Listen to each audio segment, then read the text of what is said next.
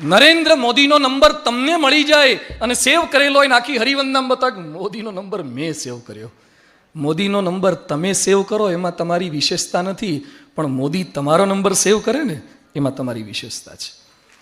આ લેવલ પર જવું છે. પ્યોરિટી તો પવિત્ર જીવન, એટ લાસ્ટ સ્ટેબિલિટી, સ્થિરતા. નાની નાની વાતની અંદર આપણે ફ્રેઝાઇલ થઈ જઈએ છીએ. કાચના મટીરિયલ હોય ને, બોક્સ હોય, એના પર શું લખ્યું હોય? Handle with care. એમ નાની નાની વાતની અંદર આપણે ફ્રેઝાઇલ થઈ ગયા. એક SMS ના આવ્યો ને તરત ડીલ અડફ. કોકે આપણી સામે ન જોયું અને ગાડી રિઝર્વમાં, કોક હસ્યા નહીં. તકલીફ નાની નાની બાબતમાં આપણે કરીએ છીએ શું? ટીવીનો ખર્ચો આપણે કરીએ, આપણા ઘરમાં ટીવી રાખીએ પણ રિમોટ બાજુવાળાને આપીએ છીએ. બેઠો બેઠો આપણી ચેનલો એ બદલ્યા કરે. આપણા ટીવીનું રિમોટ ક્યારે કોઈ છોકરીને કોઈ છોકરાને હાથમાં ના આપો.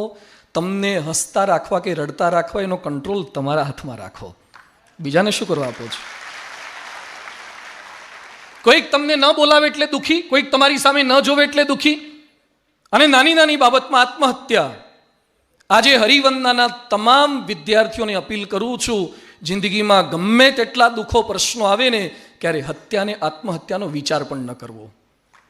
શા માટે મરી જવાનું? આજીમાં પડી જવાનું, ગળે ફાંસો ખાઈ લેવાનો, બિલ્ડિંગ પરથી પડી જવાનું. પ્રેમમાં નિષ્ફળતા મળી, મરી જાઓ. લગ્ન થઈ 5-7 વર્ષ થયા, છોકરા ના થયા, મરી જાઓ. સાસુ કંઈક બોલ્યા, મરી જાઓ. હમણાં એક ભાઈ જુનાગઢ બાજુથી આવ્યા, એની દીકરીએ એસિડ પી લીધો. મારી આગળ રડતા હતા એ ભાઈ. મને કે સ્વામી મારી દીકરી 22 વર્ષની એસિડ પી ગઈ.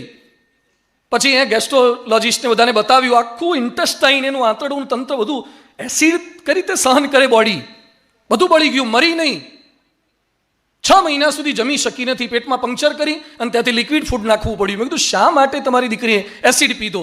મને કે એની સાસુ બોલે એટલે સહન ન થયું.